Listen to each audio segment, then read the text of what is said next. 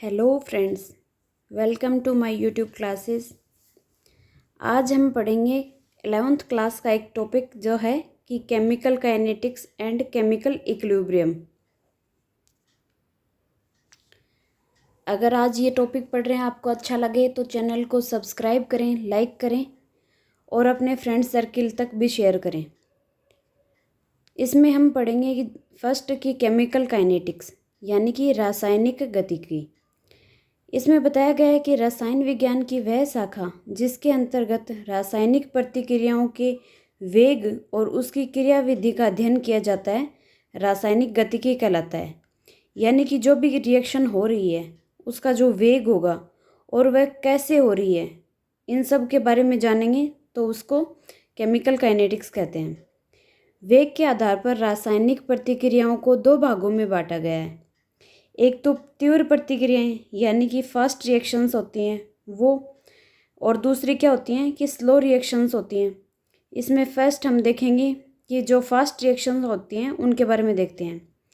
जो तीव्र प्रतिक्रियाएं यानी कि फास्ट रिएक्शंस हैं वे हैं जो तत्क्षण यानी कि समाप्त हो जाते हैं, यानी कि फास्टली जो कंप्लीट हो जाती हैं। इनके वेग इतने अधिक होते हैं कि उन्हें निर्धारित कर पाना संभव ही नहीं है। उदाहरण के लिए अगर देखें तो जैसे कि आयनिक प्रतिक्रियाएं हैं, ये जल्दी से क्या हो जाती हैं, समाप्त हो जाती हैं। यथा जैसे कि सिल्वर नाइट्रेट है जिसका फॉर्मूला है AgNO3। सिल्वर नाइट्रेट के घोल में अगर सोडियम क्लोराइड यानी कि NaCl का घोल डालने पर प्रतिक्रिया इतनी तीव्रता से होती है कि इसका वेग है वो ज्ञात करना कठिन है, यानी कि बहुत ही फास्ट रिएक्शंस होती है। यानी कि AgNO3 के जो भी घोल है उसमें NaCl डाला और डालते ही साथ क्या होता है कि वो फास्ट तरीके से ये रिएक्शन हो जाती है उनके बीच में कि हम उसकी स्पीड को भी नहीं देख पाते। दूसरी क्या होती हैं कि जो स्लो रिएक्शंस होती हैं, यानी कि ये जो मंद प्रतिक्रियाएं वे हैं जिनके वेग साधारण ताप पर नापे जा सकते हैं तथा इन प्रतिक्रियाओं की जो क्रियाविधि है उसका अध्ययन आसानी से किया जा सकता है। यानी कि ये रिएक्शन है वो काफ़ी स्लो मोड में होती हैं, तो इनको हम आसानी से देख सकते हैं कि इनमें कितना टाइम लग रहा है और ये कितने टेम्परेचर पे हो रही हैं। तो ये जल्दी से नहीं होती हैं, ये बहुत स्लो होती हैं। अगर एग्जाम्पल के तौर पे देखें तो जैसे कि सल्फ्यूरिक एसिड है H2SO4, इसकी उपस्थिति में एथिल अल्कोहल तथा एसिटिक अम्ल के बीच प्रतिक्रिया धीरे धीरे होती है। यानी कि ये स्लो प्रोसेस है जिसके अंदर सल्फ्यूरिक एसिड है वो एथिल अल्कोहल और एसिटिक एसिड की प्रेजेंस में इनके बीच में क्या होता है कि ये रिएक्शन धीरे धीरे होती है। तो यानी कि ये बताया गया है कि केमिकल काइनेटिक्स में कि कुछ रिएक्शंस होती हैं वो तो काफ़ी फास्ट होती हैं, यानी कि बहुत जल्दी कंप्लीट हो जाती हैं, और कुछ रिएक्शन होती हैं वो काफ़ी स्लो होती हैं जो धीरे धीरे होती हैं। इन दोनों रिएक्शंस में आपको जो बताए गए हैं, यानी कि जैसे कि सिल्वर नाइट्रेट या फिर जो सल्फ्यूरिक एसिड, ये आप इनको अच्छे से पढ़ें और इनकी फॉर्मूला भी याद करें। ये काफ़ी एग्जाम्स में रिपीट हो रहे हैं।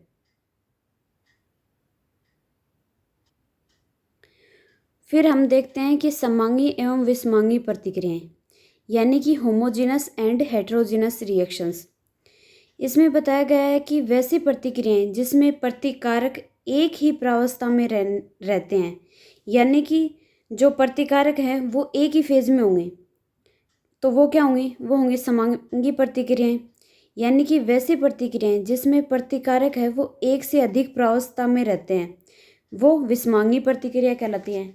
यानी कि इनकी जो फेज होती है वो चेंज होती रहती हैं, तो वो क्या होंगी, वो हेटेरोजेनस हो जाएंगी। और जिनमें चेंज नहीं होती हैं, सेम ही रहती हैं, वो होमोजेनस होंगी। रासायनिक गतिकी के अंतर्गत विषमांगी प्रतिक्रियाओं का अध्ययन किया जाता है। अब देखते हैं जो प्रतिक्रियाओं का जो वेग है वो देखते हैं, यानी कि रेट ऑफ रिएक्शंस।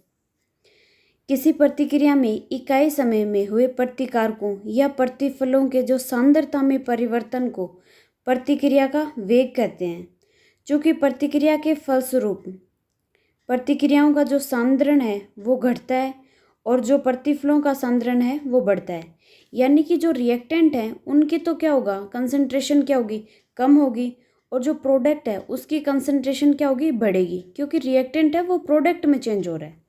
अतः किसी प्रतिक्रिया में प्रतिकारकों के सांद्रण में घटने की दर या प्रतिफलों के सांद्रण के बढ़ने की दर को प्रतिक्रिया का वेग कहते हैं। यानी कि जो रिएक्टेंट से जो प्रोडक्ट में कन्वर्ट हो रहा है, इस पूरी प्रोसेस में जो टाइम लगा है, यानी कि जिस स्पीड से हो रही हैं, तो वो उनका वेग होता है। फिर बताया गया है कि प्रतिक्रियाओं के वेग को प्रभावित करने वाले कारक, यानी कि फैक्टर बताए गए हैं कि इनको क्या क्या इफेक्ट करेंगे। जैसे प्रतिक्रियाओं के वेग को प्रभावित करने वाले कारक निम्नलिखित हैं। इसमें फर्स्ट है प्रतिकारकों का सांद्रण, यानी कि कंसंट्रेशन ऑफ रिएक्शंस।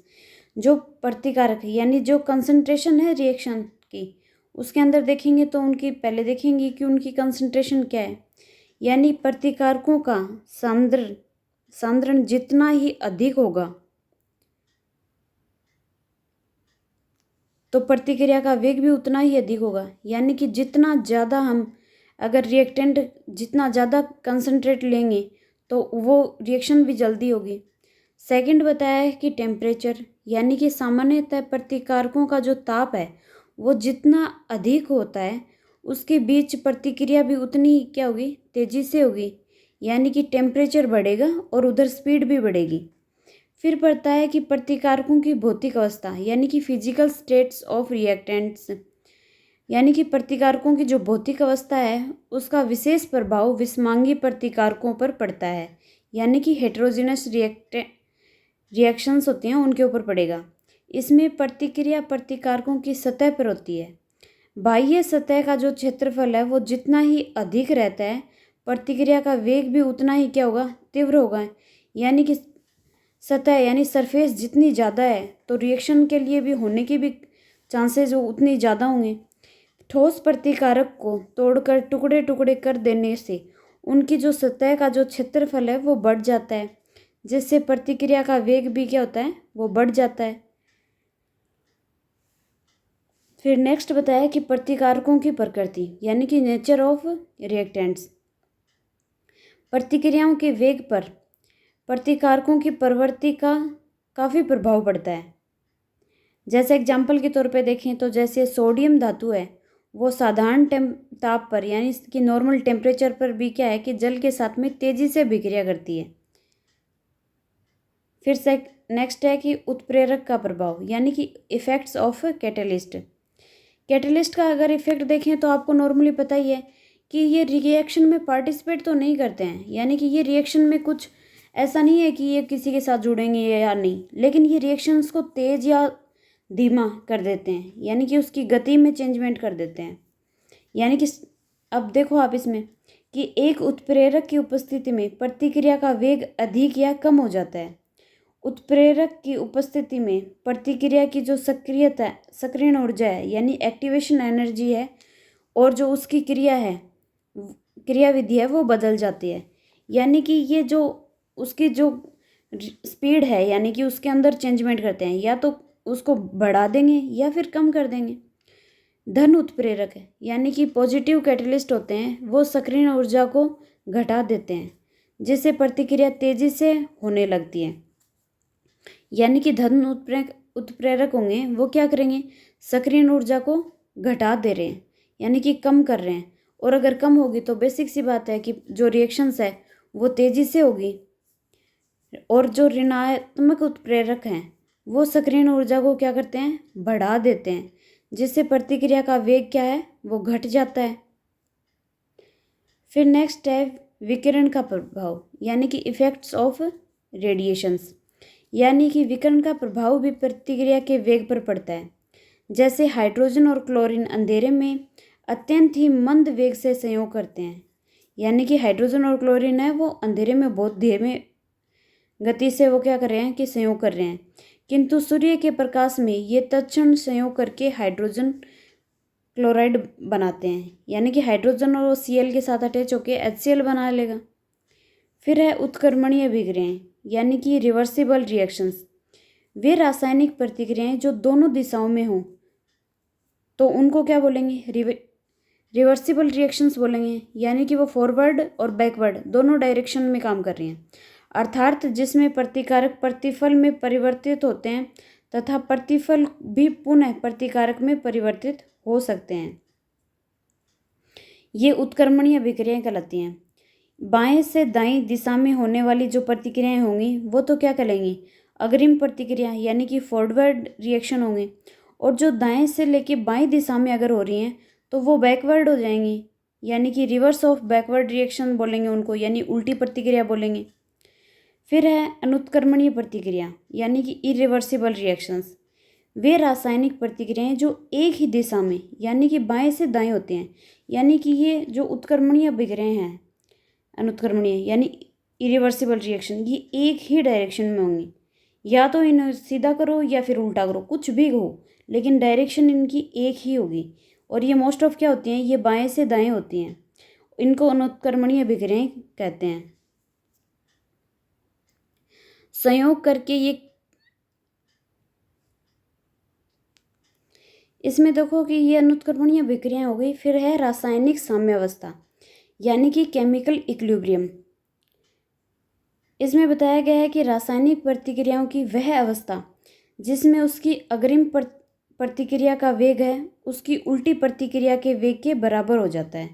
यानी कि चाहे रिएक्शन फॉरवर्ड हो या फिर बैकवर्ड हो, दोनों डायरेक्शन में जो वेग होगा वो क्या होगा, बराबर होगा। रासायनिक साम्यावस्था कहलाती हैं ये। चूँकि यह साम्यावस्था गतिकी यानी कि डायनेमिक होती हैं, अतः इसे गतिकी साम्यावस्था यानी कि डायनेमिक इक्विलिब्रियम भी कहते हैं। आई थिंक आप लोग समझ गए होंगे। आज का जो टॉपिक है उसे आप अच्छे से पढ़ें, और अगर किसी को कोई प्रॉब्लम हो तो आप कमेंट करें और क्वेश्चन करें। और अगर आपको वीडियो अच्छा लगा हो तो आप चैनल को सब्सक्राइब करें, लाइक करें, और इसे ज़्यादा से ज़्यादा देखें और अपने फ्रेंड सर्किल तक भी पहुंचाएं ताकि वो भी इसे देख पाएँ। Thank you.